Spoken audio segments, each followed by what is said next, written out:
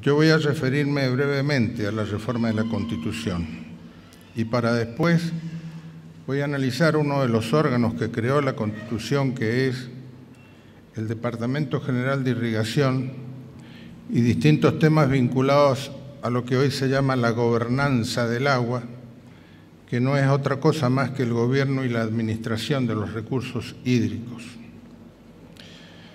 Los distintos expositores, tan talentosos, estudiosos, que me han precedido en ricas exposiciones, han comido mi pedazo de la torta, pero no me quejo.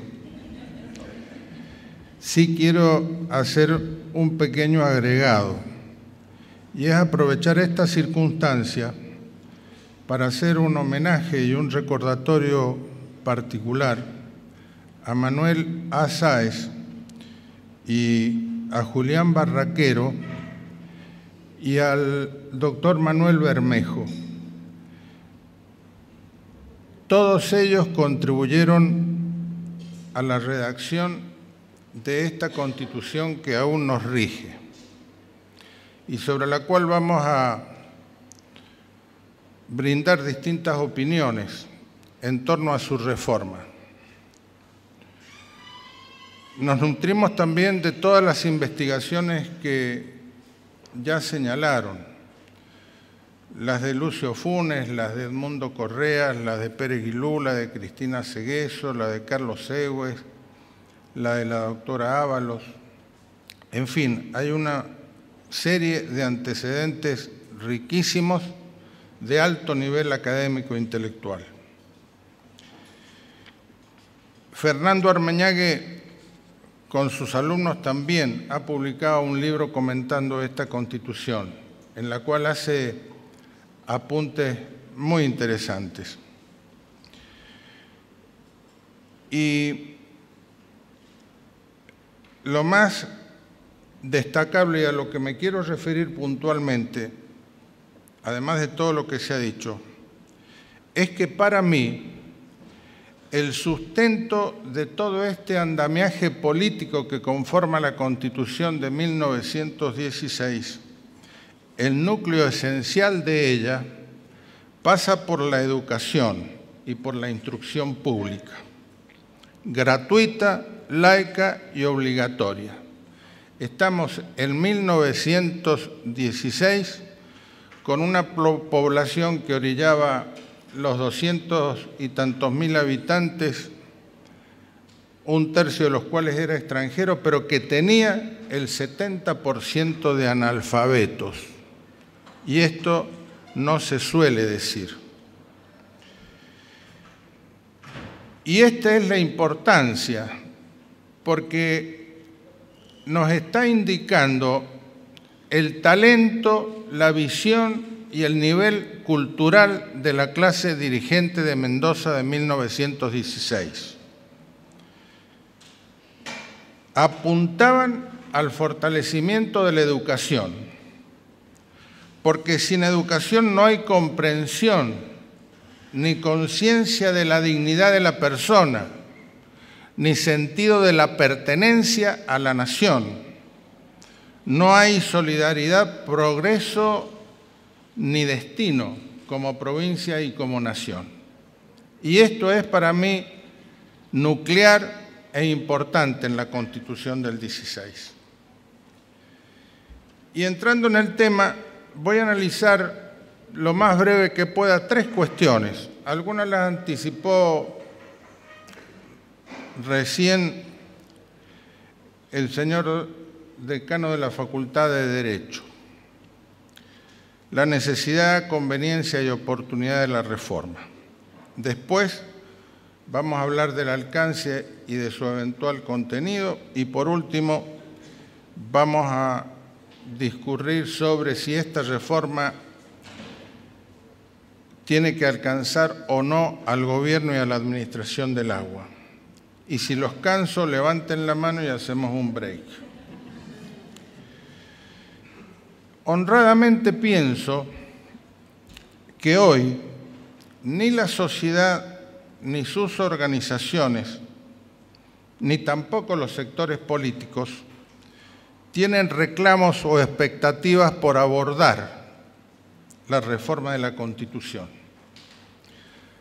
La sociedad en su conjunto está abrumada por otros problemas: la inseguridad, la situación económica, la salud pública, la educación, la vivienda, la pobreza. Es decir, está ausente la calidad de vida en sentido material y en sentido espiritual que nos merecemos todos como personas dignas en este país. Y siento sí, entonces, que debemos recuperar la convivencia, el respeto y la solidaridad social. Se ha confrontado mucho durante mucho tiempo. Se ha roto el pacto social de la convivencia y de la solidaridad. Es decir, para ser más claro, no siento que haya clima reformista de la Constitución en la sociedad ni en la clase dirigente de la sociedad. Siento, en cambio, que hay necesidad de paz social, de diálogo, de no confrontación y de la búsqueda de caminos comunes y creativos para superar nuestras diferencias y nuestras dificultades conviviendo y conviviendo bien. Pero como hombre público que soy, que viene del mundo de la política, que viene del mundo académico de las universidades, sí creo conveniente abordar el tratamiento de una eventual reforma, pero a condición que prime la prudencia política. Esto es, lejos de un torneo de competencia demagógica, a ver quién consagra más derechos y le da más felicidad ilusoria a la gente. Se deben debatir instituciones e ideas nuevas, creativas, que contribuyan esencialmente al bien común. Esta entonces sí sería la oportunidad de iniciar este debate levantado de ideas superiores, con respeto en el marco del pluralismo político y de la convivencia social. En términos mecánicos, diría que la Constitución necesita un service, no una rectificación del motor. Y entonces, les agradezco la ocurrencia.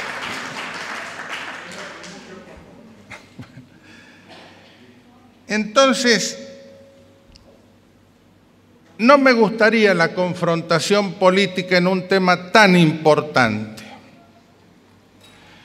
Pero también tengo que decirles que aunque nos pese, la confrontación tendrá inicio el verano próximo, porque el próximo año hay elecciones. Lamentablemente, pienso ahora yo con toda honradez. Para algunos, la confrontación, no obstante toda la lista de problemas que tenemos por delante, va a comenzar el mes próximo, cuando se inicien las deliberaciones en el Congreso Nacional y en las legislaturas provinciales. El debate a que aludo ante una eventual reforma de la Constitución tiene que ceñirse a temas puntuales. Casi todos están definidos por los aportes que se ha hecho durante 30 o 40 años que nos enunciaba Gabriela Ábalos hace un momento. Ha habido congresos, conferencias, simposios, actividades del Instituto de Derecho Público en todas las universidades a lo largo y a lo ancho del país. Está todo estudiado, está todo dicho, está todo fundado y opinado. Aquí no hay que contratar a ningún experto extranjero para que nos venga a asesorar en nada.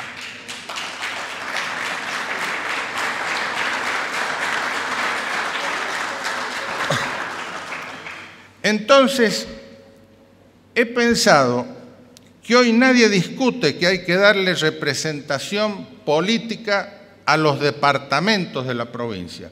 No sé si van a ser 8, 10 o 15 o 20.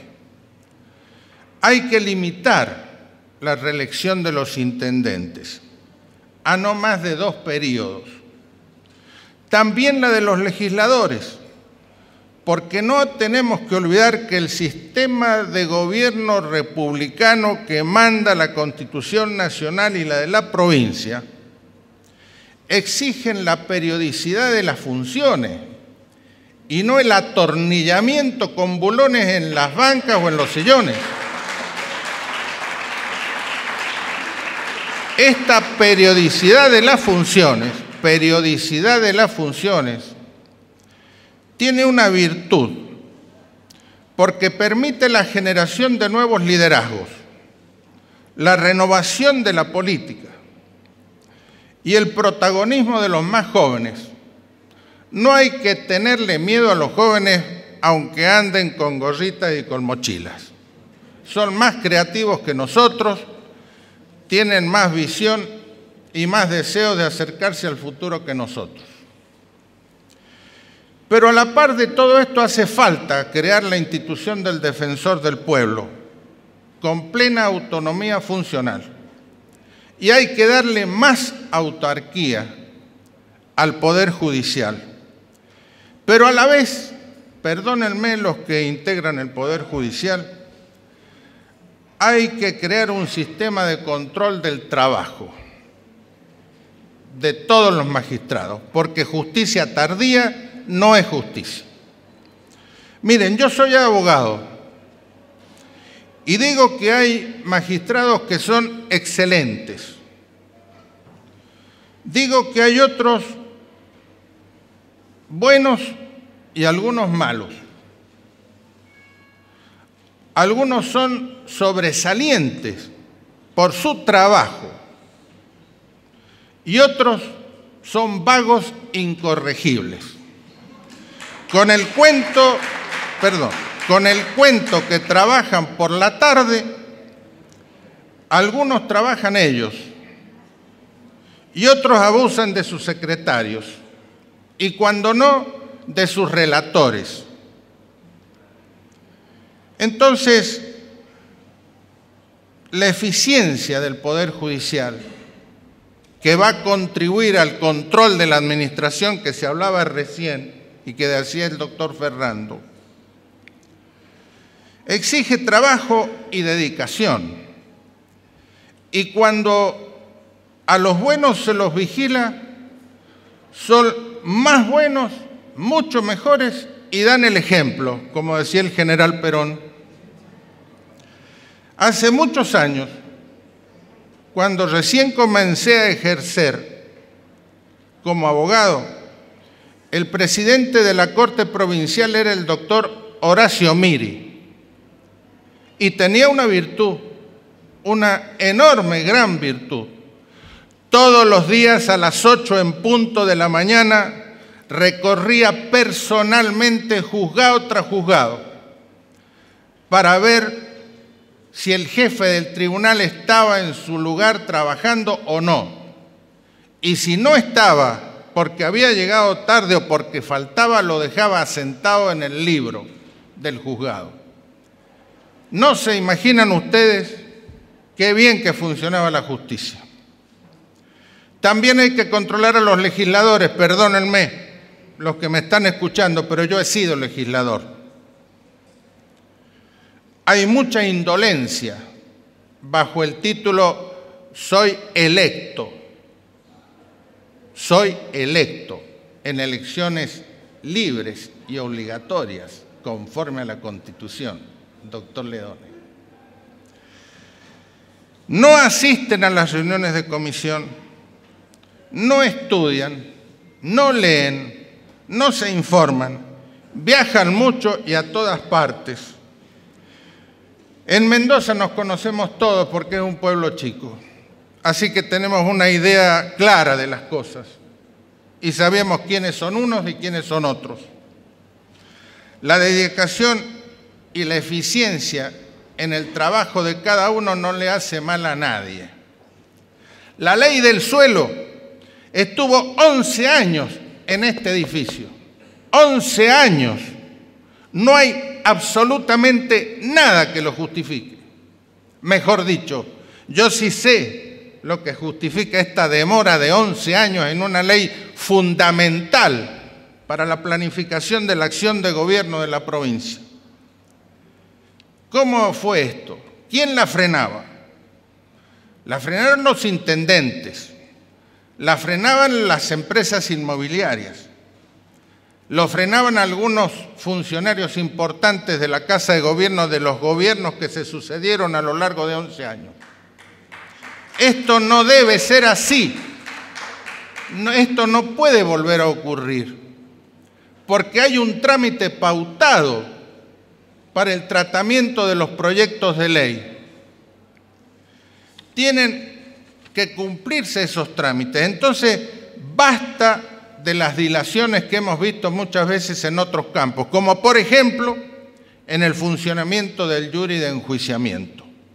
Justicia tardía no es justicia, es burla a los ciudadanos que quieren instituciones transparentes y legales, porque eso hace a la calidad de vida.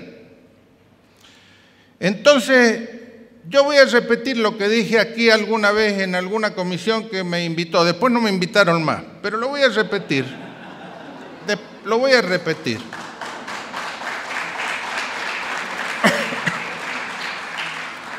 En esa ocasión les dije a los integrantes de la comisión, porque se estaba tratando un tema que hacía mi especialidad. Por favor, no presenten más leyes. No presenten más proyectos de declaración, no presenten más proyectos de resolución. Dedíquense como corresponde a ejercer todas las facultades que tienen, pero sobre todo para que las leyes se cumplan, para que las leyes tengan vigencia real y efectiva, porque ¿de qué vale tener leyes si después no se cumplen? Las votaciones del Senado tienen que ser absolutamente públicas y nominales. En un régimen republicano de gobierno no pueden quedar más secretos para nada. Todo tiene que ser hecho a la luz del día, con amplia publicidad y poniendo la cara, no para tratar de ocultar el toma y daca en esta votación o en la otra. Hay que actuar decentemente.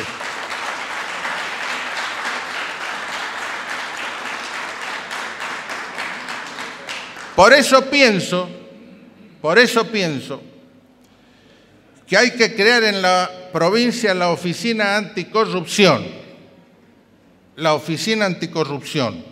o una Fiscalía de Investigaciones, con amplias facultades, independiente, absolutamente independiente, con gente intachable, capaz de mantener la legalidad plena en toda la actividad de la administración, pero sobre todo capaz de hacer cumplir los principios que están en la base de nuestro derecho civil y de nuestro derecho público, que es la moral y la ética administrativa en todas las tareas.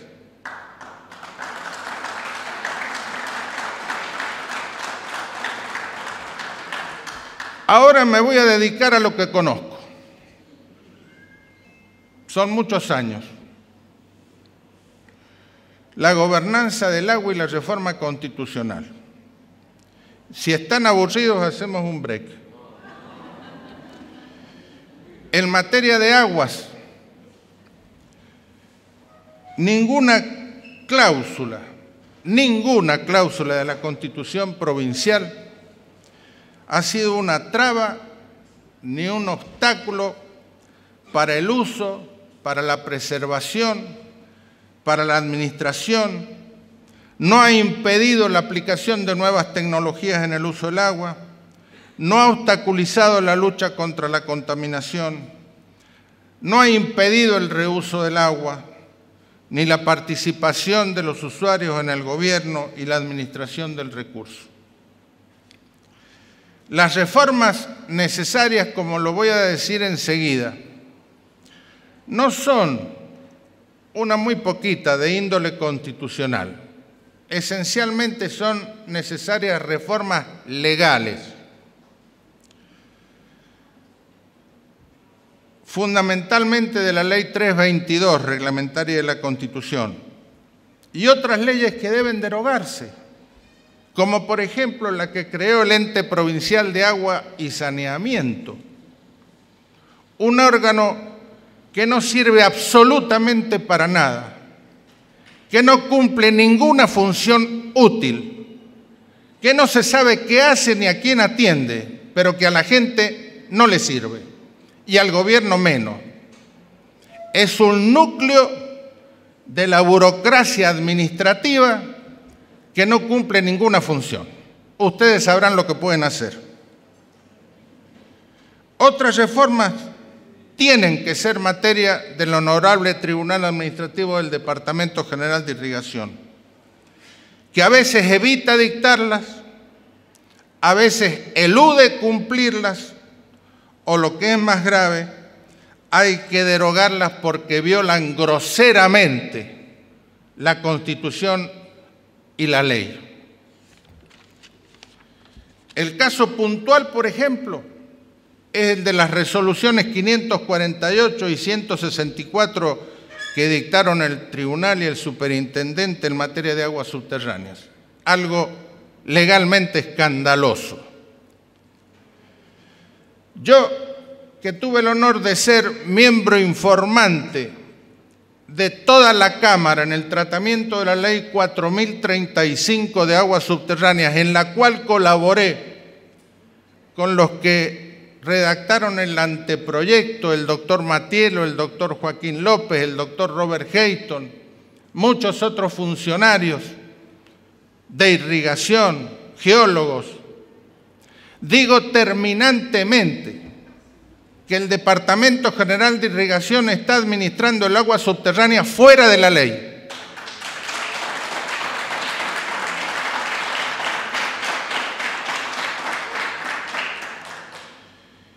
El principio de inherencia que contiene la Constitución provincial es una garantía para la estabilidad de los derechos, para la seguridad jurídica, porque promueve inversiones, promueve riqueza, es fuente de trabajo.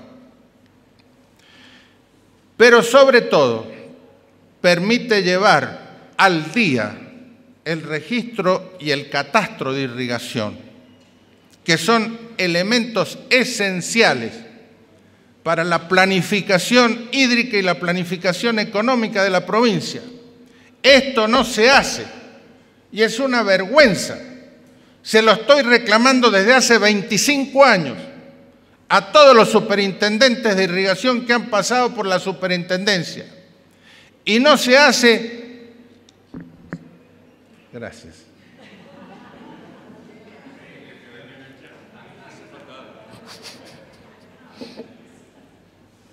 Y no se hace porque las cuentas no cierran.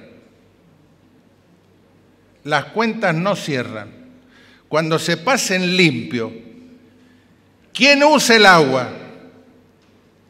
¿Qué derecho tiene? ¿Qué tipo de agua usa?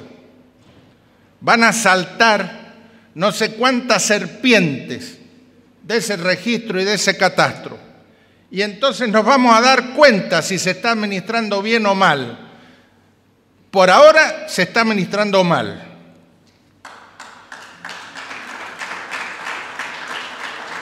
Algunos piensan que el principio de inherencia impide la reasignación de usos y de usuarios y que es conveniente insertar una especie de mercado del agua donde se puedan comprar y vender los derechos al mejor postor sistema que ha fracasado rotundamente en Chile y que no tenemos nada que importar para la provincia de Mendoza en este aspecto. El otro principio importante que consagra la Constitución es el de la participación de los usuarios para elegir sus autoridades y para administrar sus rentas. Esta crisis, mejor dicho, ese principio es simplemente la extensión de la democracia participativa en el manejo del agua. Miren qué importante. Pero está en crisis. Está en crisis porque registra una participación cadavérica. ¿Por qué? Porque ha cambiado la estructura productiva de Mendoza. Ya casi no existe el pequeño productor. Se han terminado los minifundios. Está la gran empresa que tiene recursos financieros, que tiene tecnología, que tiene recursos humanos entrenados. Entonces, no les interesa esta participación.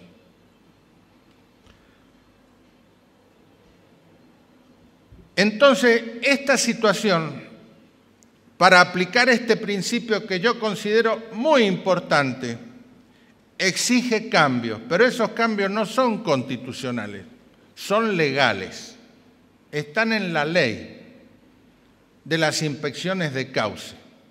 Y hablando de ley de inspecciones de cauce, yo soy de los que piensan que hay que derogar la ley de creación de las asociaciones de inspecciones de cauce, que ha sido nada más que un recurso burocrático más con contenido político para poder nombrar más gente dentro del Departamento de Irrigación a costilla de los usuarios, de los regantes, aumentando el canon de riego. Esto no puede continuar. Qué sabia nuestra Constitución. 1916. Acaba de cumplir 100 años. Esa Constitución en materia de agua puso a nuestra provincia a la cabeza en Latinoamérica de lo que 50 años después comenzaron a aconsejar todos los organismos internacionales que tenían algo que ver con los recursos hídricos. La administración por cuenca está prevista en nuestra Constitución como una forma de descentralizar la tarea del Departamento General de Irrigación, para que los usuarios de cada cuenca, de cada uno de nuestros ríos, tengan un acceso directo al manejo del agua, a la recaudación de los tributos, a la realización de las obras de aducción, de conducción, de evacuación.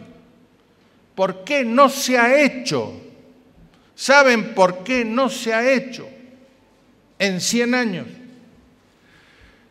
Porque el ejercicio del poder tiene un germen maligno como una droga en su ejercicio y en su interior. Nadie quiere dejar la manija del ejercicio del poder.